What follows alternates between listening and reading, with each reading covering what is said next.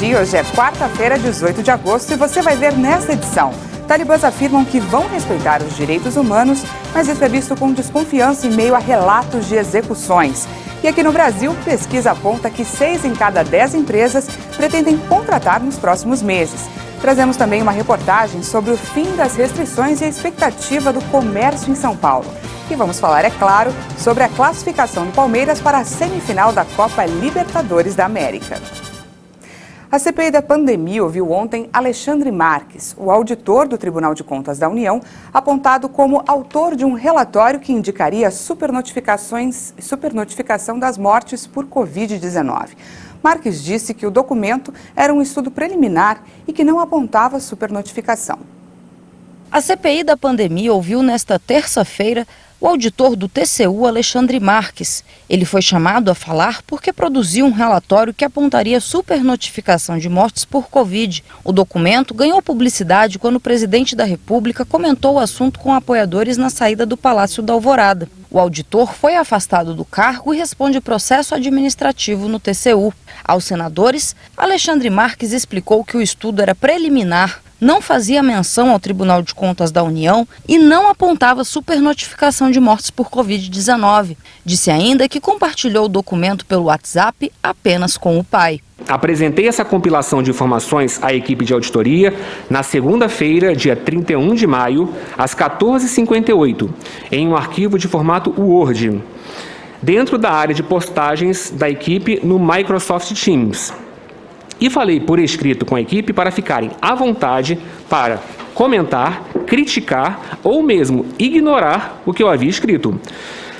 Para provocar esse debate, uma vez que um arquivo em formato Word dentro do ambiente Microsoft Teams é um documento colaborativo e editável por todos os membros.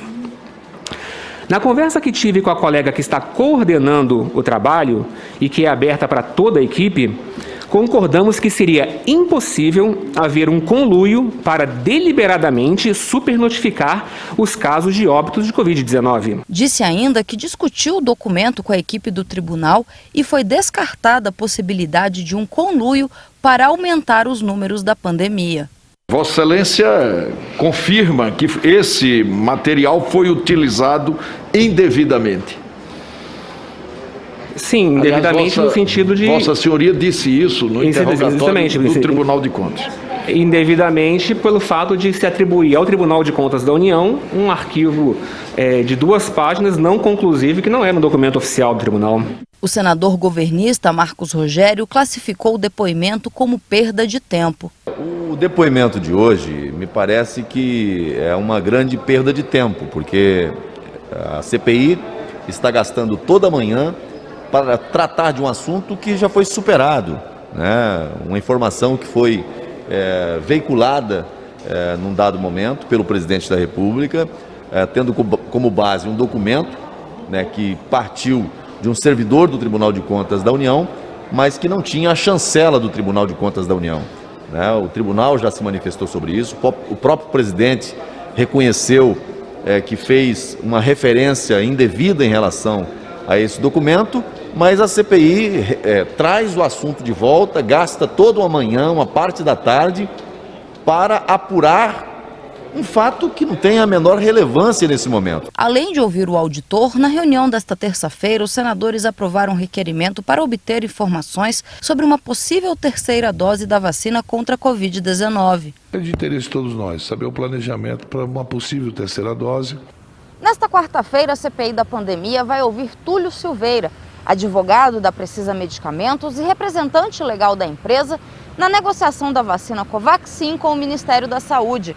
Ele estará munido de um habeas corpus concedido pelo Supremo. No pedido, o advogado alegou sigilo profissional e pediu que pudesse faltar ao depoimento sob pena de cometer crime de violação de sigilo profissional. A tese não foi aceita, mas o ministro Luiz Fux autorizou que ele fique calado em questões que possam incriminá-lo. O depoimento de Túlio Silveira altera a agenda da CPI da pandemia, substituindo a careação que seria feita entre o deputado federal Luiz Miranda e o ministro Onyx Lorenzoni. Na avaliação dos membros da mesa da comissão, a reunião não traria novidades. O entendimento do pessoal é que a cariação não acrescentaria nada, absolutamente, do ponto de vista da investigação. Eu até gostaria que houvesse a cariação. Era uma oportunidade para nós aclararmos o papel do ministro Onyx Lorenzoni. Mas, infelizmente, quem sabe se nós vamos ter uma oportunidade ainda. Eu defendo que sim. A Câmara aprovou em segundo turno a proposta de emenda à Constituição da reforma eleitoral. O texto inclui a volta das coligações partidárias nas eleições proporcionais. Agora a PEC segue para o Senado. Já a votação do projeto que altera regras do imposto de renda ficou para a semana que vem. Muitas empresas que foram forçadas a aderir a um novo modelo de trabalho por causa da pandemia, como home office, pretendem continuar desta forma, mesmo com o fim da crise sanitária. E nos próximos meses, o número de contratações deve aumentar. Uma pesquisa feita entre outubro de 2020 e março deste ano, com mais de 20 indústrias, apontou que ao mesmo tempo em que houve diminuição de 10% na adesão ao programa do governo federal de redução de jornada ou de suspensão temporária do contrato de trabalho, 60% das empresas pretendem contratar nos próximos meses. De acordo com a PwC Brasil, responsável pela pesquisa, a pandemia trouxe avanços e mudanças estruturais permanentes na gestão dos trabalhadores, como na adoção do trabalho à distância e mais políticas de retenção de talentos, e avalia que o trabalho remoto estará presente de forma definitiva no dia a dia das empresas daqui para frente. O levantamento também mostrou que 79% das empresas pretendem manter ou implementar o trabalho remoto e 68% vão adotar o modelo híbrido, combinando o expediente remoto e presencial. Já 28% das empresas permitiram que seus profissionais trabalhassem fora da cidade ou do país de origem da contratação, ampliando as fronteiras do home office.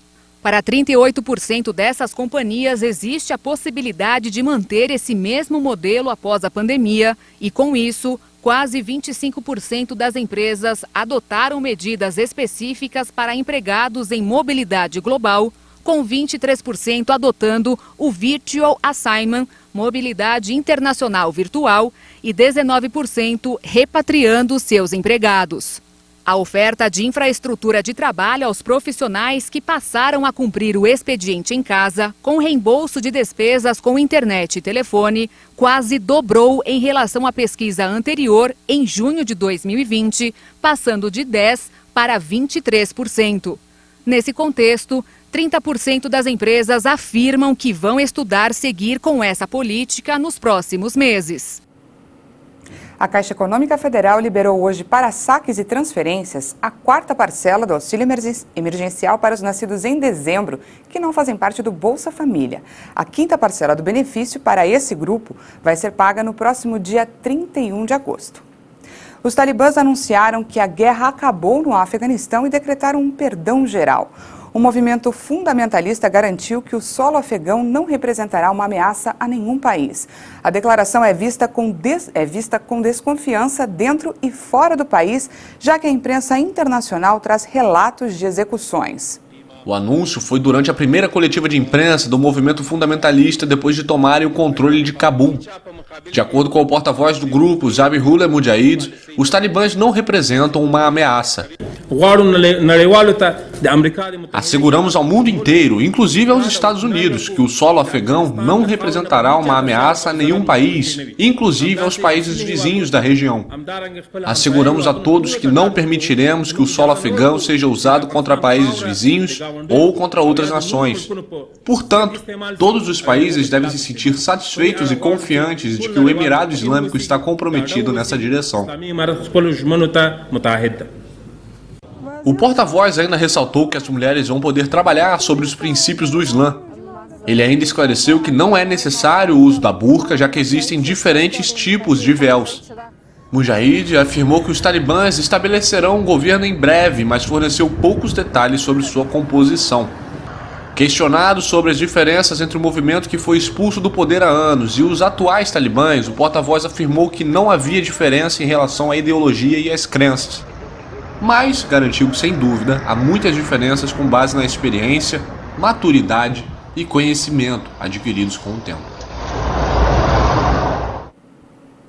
O assessor de Segurança Nacional dos Estados Unidos, Jake Sullivan, informou que o governo está conversando com os talibãs sobre um cronograma para a saída de milhares de cidadãos americanos que estão no Afeganistão. Ele afirmou que os talibãs prometeram permitir a passagem segura de milhares de civis que buscam chegar ao aeroporto de Cabul com a intenção de deixar o Afeganistão. O Talibã nos informou que está preparado para fornecer a passagem segura de civis para o aeroporto e pretendemos mantê-los nesse compromisso. Os Estados Unidos aceleraram o ritmo de retirada de pessoas do país.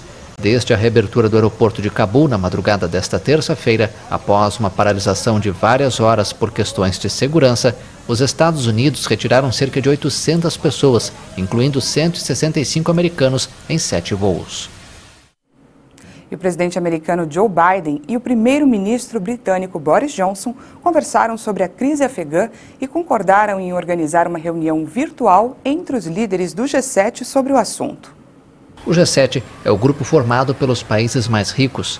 Segundo a Casa Branca, os dois líderes concordaram em fazer a reunião na semana que vem para discutir uma estratégia comum.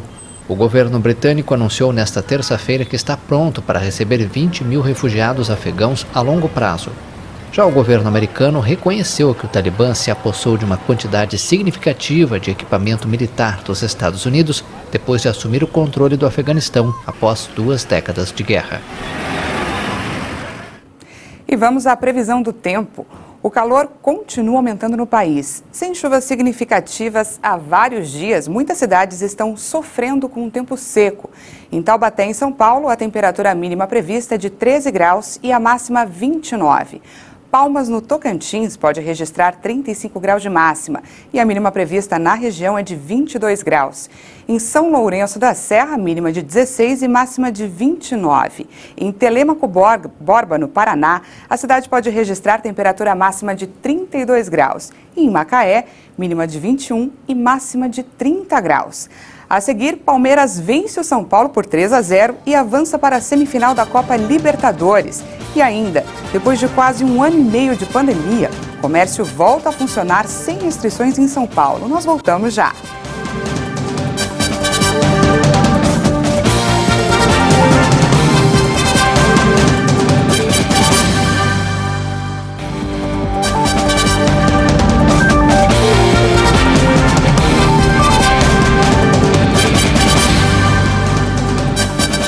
Estamos de volta, agora são 8 horas e 46 minutos no horário de Brasília. O número de mortos no terremoto de magnitude 7.2 que sacudiu o sudoeste do Haiti durante o fim de semana aumentou para 1.941. Já o total de feridos chega a quase 10 mil pessoas. As informações são da Agência de Proteção Civil do país caribenho. Mais de 60 mil casas ficaram destruídas e outras 76 mil sofreram diversos danos, enquanto vários edifícios públicos foram afetados ou colapsaram durante o tremor. O terremoto ocorreu a 160 quilômetros a oeste da capital, Porto Príncipe. Milhares de pessoas que ficaram sem casa no desastre enfrentam mais dificuldades com a tempestade tropical Grace. O fenômeno varreu o país com ventos e até 38 centímetros cúbicos de chuva. O Centro Nacional de Furacões dos Estados Unidos advertiu para inundações repentinas e urbanas e possíveis deslizamentos de terra. Já começou a chegar ajuda do exterior, incluindo equipes de busca especializadas dos Estados Unidos, além de 15,4 toneladas de alimentos, medicamentos e água do México. O Brasil atingiu a marca de mais de 570 mil vítimas da Covid. O Ministério da Saúde registrou em 24 horas mais de 37 mil novos casos da doença.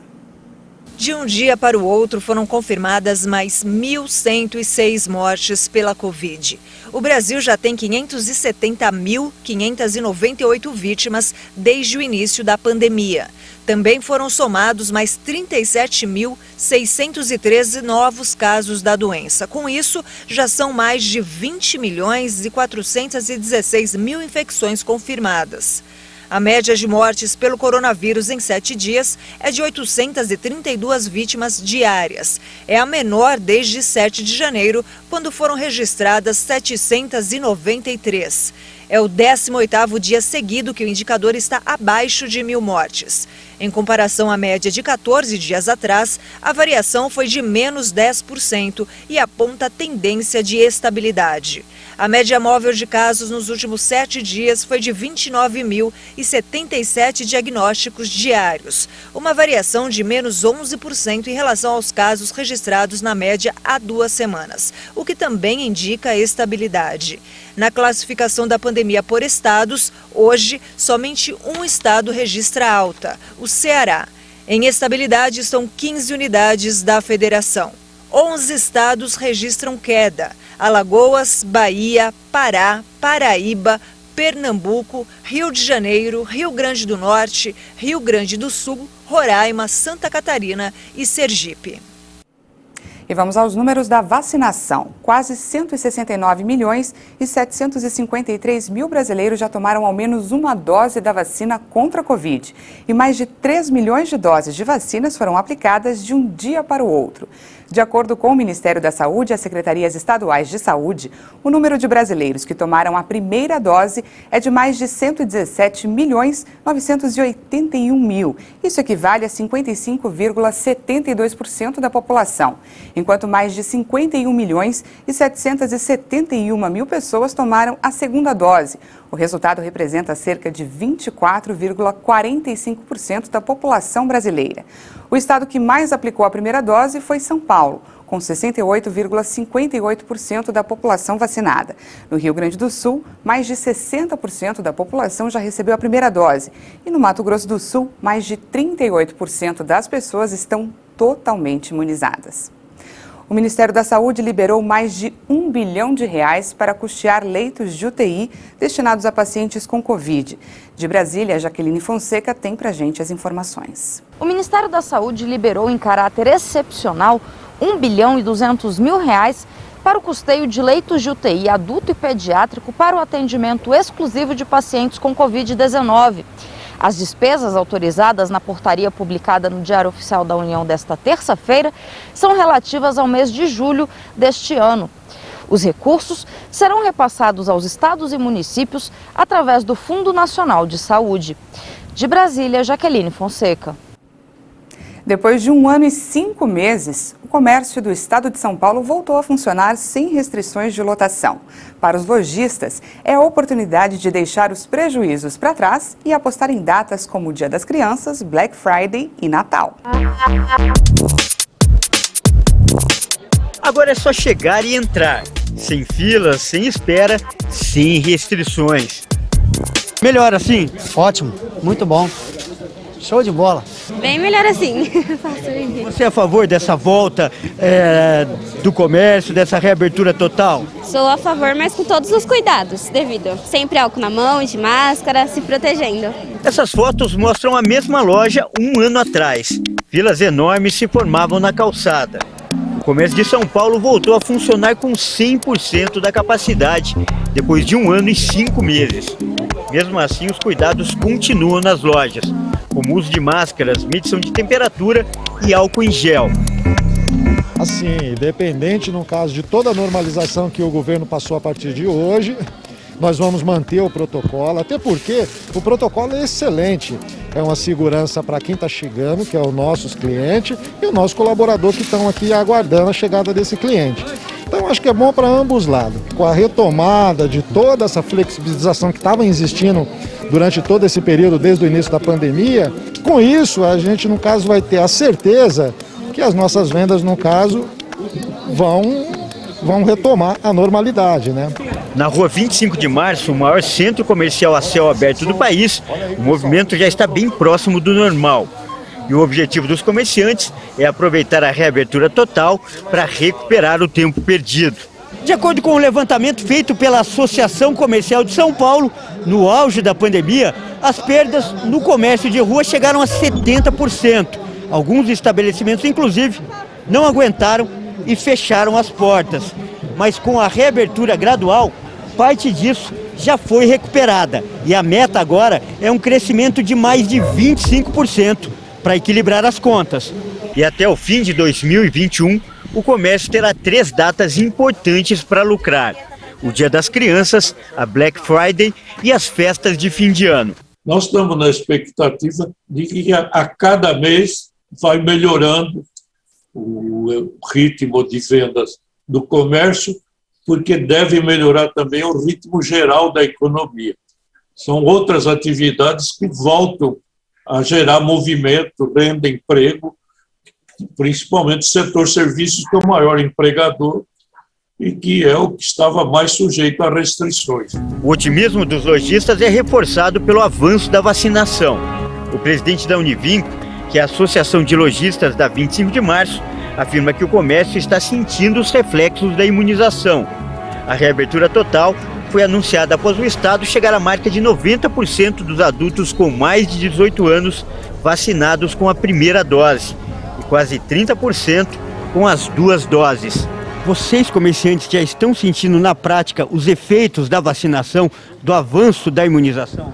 Sim, faz algum mês mais ou menos, quando começou a ampliar essa vacinação, o pessoal começou a circular mais pela rua. A gente sentiu que eles começaram a vir mais.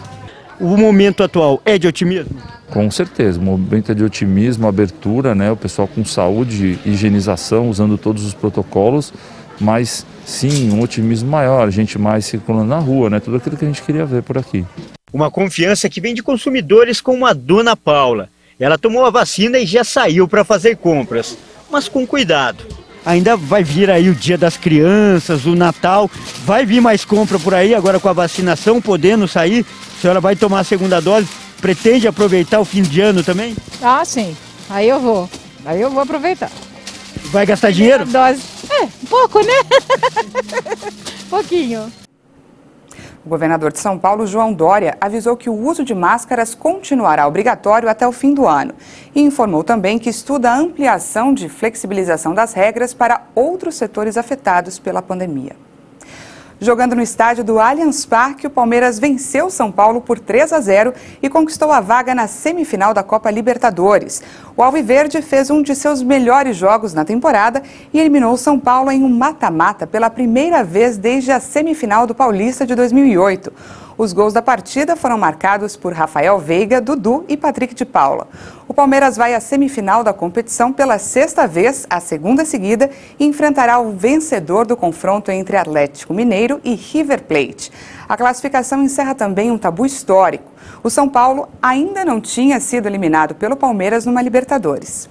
Essa edição fica por aqui. Muito obrigada pela companhia. Já já tem mais informações com a Patrícia Velenic. E eu espero por você à 1 da tarde. Até mais!